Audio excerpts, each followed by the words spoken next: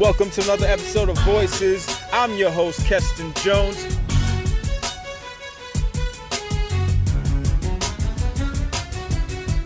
Visionaries offering information with clarity, expertise, and substance.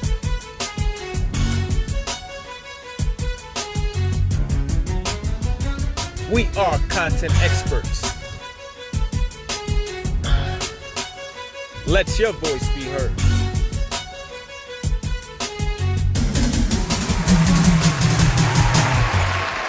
Welcome to another episode of V.O.I.C.E.S. I'm your host, Keston Jones, and with me, I have another special guest, Miss Judy De La Cruz. Thank you, Judy, for agreeing to be a part of the show today. Personally speaking, V.O.I.C.E.S is a platform for individuals that are on the pulse of change, individuals that are doing many amazing things in the community, and I felt that Judy would be someone that that can share some insight on the work that you're doing, working with the criminally or the justice-involved population. So for those who aren't aware of who Judy is, and I can't believe that you're not aware of who Judy is, but what I'll do is I'll just briefly share that she's a program manager at the Fortune Society. She earned her bachelor's degree at Pace University in communications and sociology, and she is master's. She has a master's degree in urban policy and leadership from Hunter College. And in addition, she's been in this field for 6 years now, and I might add a force when it comes to providing leadership and opportunities for those who are returning citizens. So without further ado, Miss Judy De La Cruz, again, thank you for being here. Thank you for having me. So how about you tell me a little bit about yourself and your role within your agency? So I started working at Fortune Society 6 years ago. I started there as a career advisor. Then I moved into training coordination, doing hard skills trainings for the clients. And then now I'm the manager of training programs. So I've definitely gotten a gamut of experience working with them and learning a lot about what the agency does and what it doesn't do. And that sparked my interest in policy and doing more leadership work for this particular population, because it's something that I think is extremely needed, and that it's been needed, and we need a lot of leaders in this field.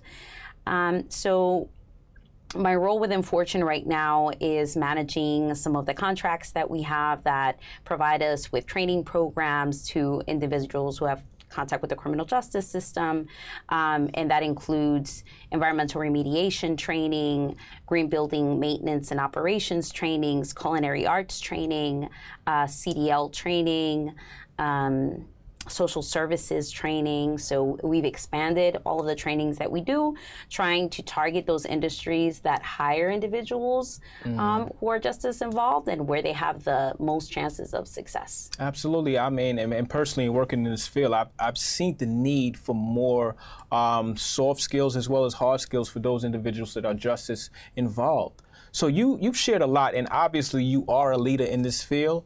And I know personally that because I've referred many clients to Fortune Society, but why this field? What led you to wanting to get involved in working with the justice involved? Oh, that's a great question. Because, I'll disclose, I'm not formally incarcerated. I haven't had contact with the criminal justice system, but I do, I grew up in the Bronx. I'm from the High Bridge area. It's something that is not necessarily foreign to me. I went to school in Gun Hill Road in the Bronx, Shout out to the Bronx. Shout out to the Bronx. But, not to say that, I was extremely impacted by the criminal justice system directly. I actually was more involved with the immigrant population of Washington Heights because I live close to Washington Heights, technically from the High Bridge area. And I used to volunteer my time since I was in high school at Alianza Dominicana and organizations that were helping the incoming population in Washington Heights. And I always knew that I wanted to do something that was helping the community, even from high school, because I used to volunteer my time. And then when I got to college and I started studying communications. I took some electives in sociology and fell in love with the topic, and started learning more about nonprofits. So coming out of my college education, I knew that I wanted to work in nonprofit industry. And a friend of mine told me, like, oh, I was volunteering my time at V.O.I.C.E Society. You should check it out. And then I did, and I ended up getting a job there. And it was kind of a really foreign concept to me. It was like an intimidating field because it was a lot for me to learn about what policy already existed, what programs, what the formerly incarcerated population or justice-involved population was facing, which is not something that, society informs you of.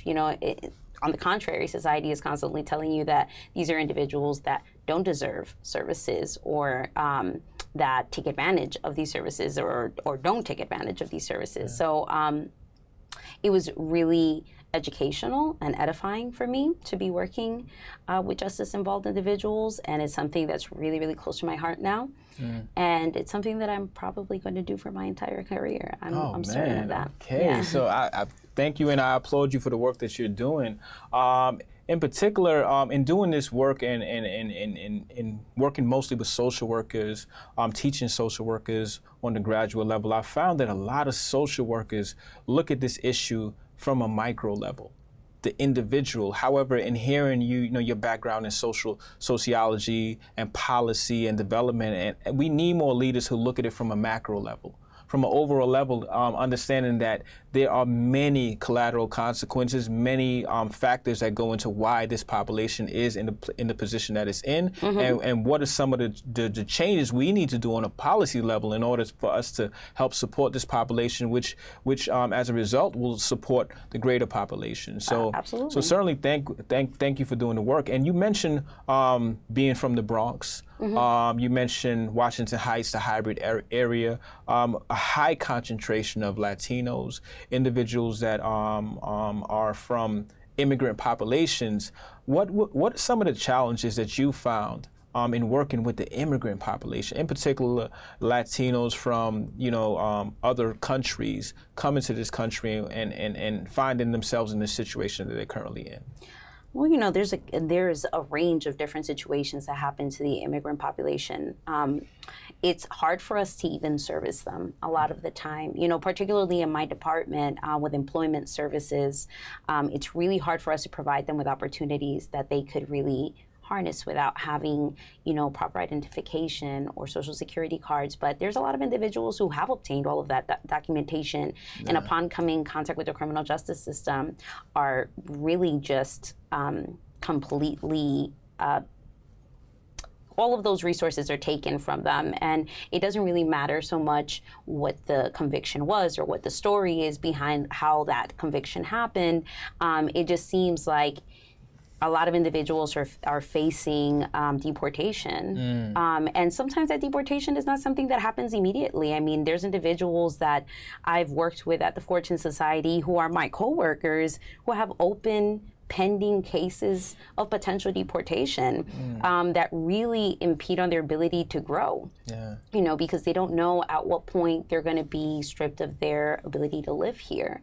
There's other individuals who, on top of not having limited access to employment, and on top of having to deal with all of the challenges that come with having to re-enter society, don't even know if this is the place where they're going to stay after having lived here for their entire lives.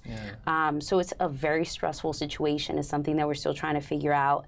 The head of our policy department, Khalil Cumberbatch, is somebody who's made a lot of strides in trying to bring more. Yeah, definitely. Yeah, Khalil, who had to deal with a lot of issues of deportation after his conviction as well, and is trying to bring more attention to that. So I think that we're trying our best, but it's a difficult and sensitive political state at the same time.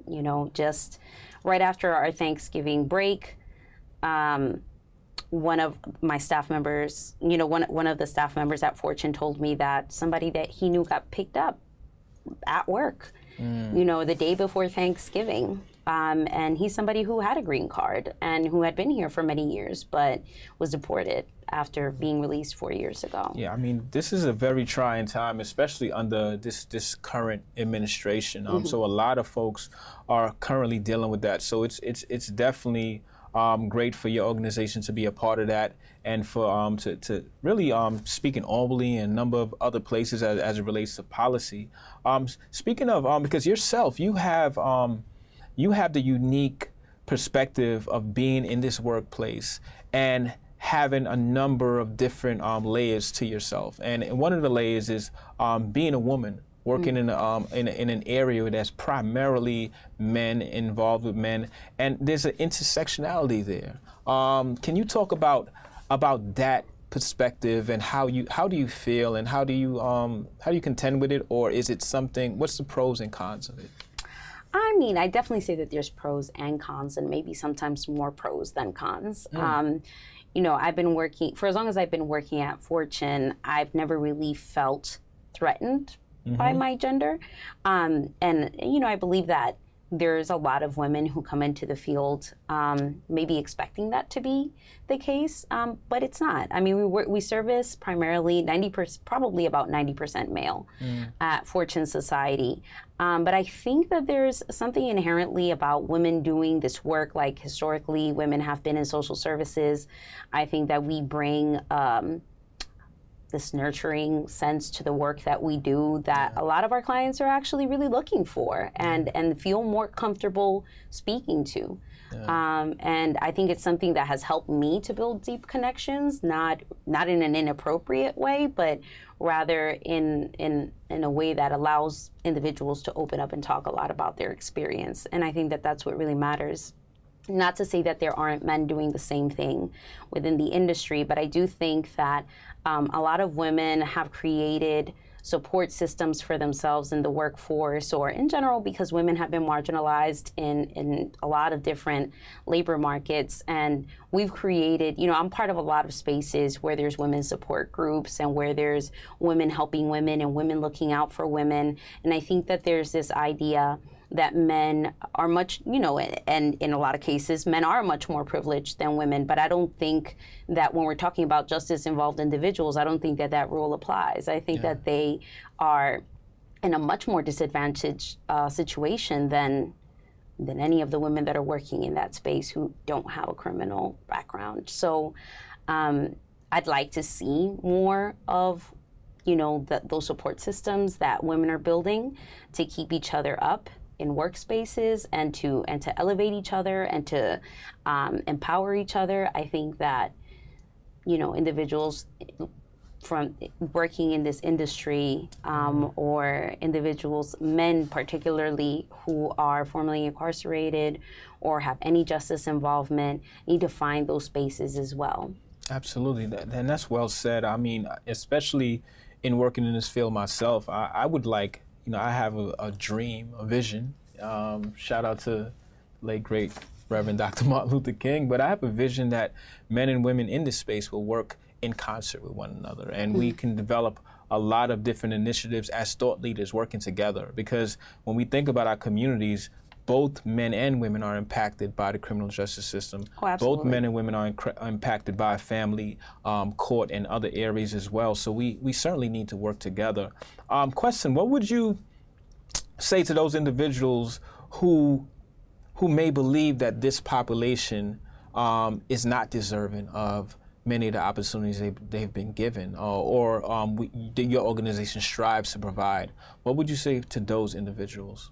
I'd say that I don't blame them for thinking that way, because the media has really painted a negative picture of what the justice-involved population looks like, but I'd say that they don't have enough context or education in a lot of those cases to make that kind of judgment.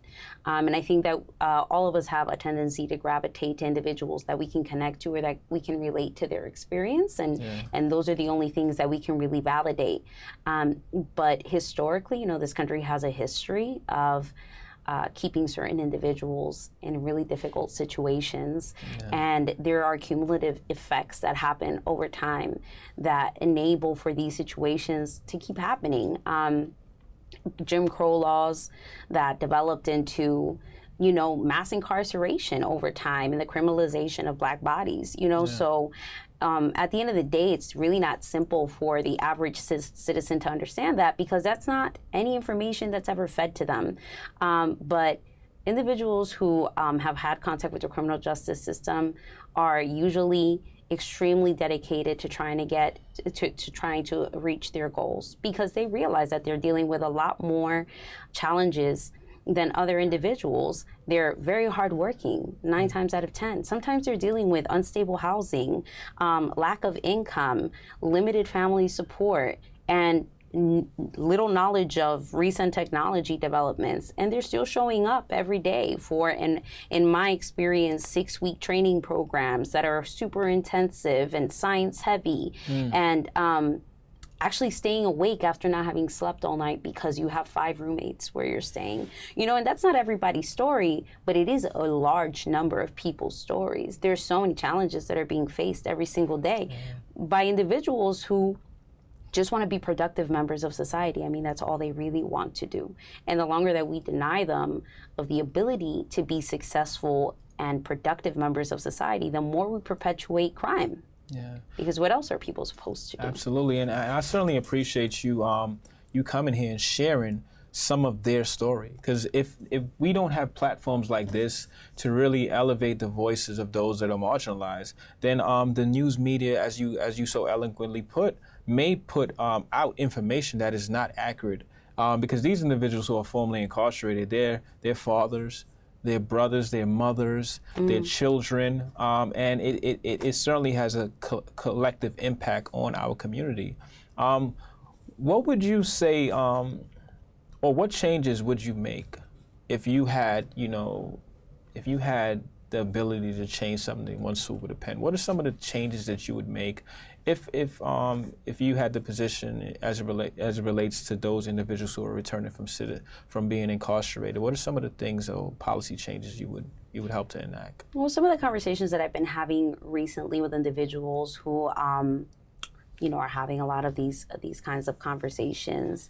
There are 2 things that I'm really interested in. One of them is the way that contracts are being written for nonprofit organizations as it relates to the reentry population, having really strict restrictions on who you could service, where they live, what their convictions look like. I think that we need to have more control in being able to service everyone who walks in the door equally. Because a lot of the federal and state contracts that we receive are really restricted in that way. And it restricts our level of service, and it restricts how well we're able to help individuals reenter. And on the other end of the spectrum, I'm really interested in bail reform and seeing New York State do some actual bail reform that is reflective of what's fair for individuals who cannot afford any form of bail and don't deserve to be paying it, and how that contributes to further incarceration. And so those are 2 of the things that I'm currently learning more about, but I'm sure that there's a lot more. There's certainly a lot more. there's a lot more. A lot more that we can cover on this topic, but I think that this is a fraction of all the issues that are happening. But one of the things that I like to, I'm really proud of, in terms of myself and working in this field, is really standing shoulder to shoulder with you as someone who is a change agent, someone who's a part of providing and elevating the voices of those individuals who have not been supported. So I really want to thank you for being a part of the show today and for sharing your unique perspective, especially as someone who has, real life experience when it comes to this work. Oftentimes we have those policymakers that create those federal grants and things of that nature, and they really limit us. The same thing for programs that are involved with, helping people on welfare and all these other things. When you look at the actual fine print of these programs, are we really striving to get people out of poverty? For if this particular person or family moves 1 inch out of poverty, they are no longer eligible for the program, but not eligible for housing on their own. So some of these programs are very restrictive, and we can go on and on about this, but there are many conversations. there's many conversations that we can have. But I want to thank you again for being a guest on the show today. And what I would like is if you can leave us with one final message, and also a specific message to the Hispanic population. I would love for them to hear from you, and words of encouragement as well. Well, to the Latino population, I want to let you know. En español. Oh, en español. Got it. A la comunidad latina le quiero decir que estamos aquí, esta generación que ha llegado, nosotros estamos educándonos, estamos tratando de llegar a lugares donde podemos hacer cambio político y los podemos ayudar y asegurarnos de que la injusticia que viene con su inmigración pueda cambiar con el tiempo. Absolutely. I second Absolutely. what she said. For those of us that want to find out more about the work that Ms. De La Cruz is doing, more about the Fortune Society, please look at the description of this video. Her information will be there. And for those of you that is interested in carrying on the discussion further, please feel free to comment. And also, like, subscribe, and share. This has been another episode of Voices. I'm your host, Keston Jones, signing off. Peace.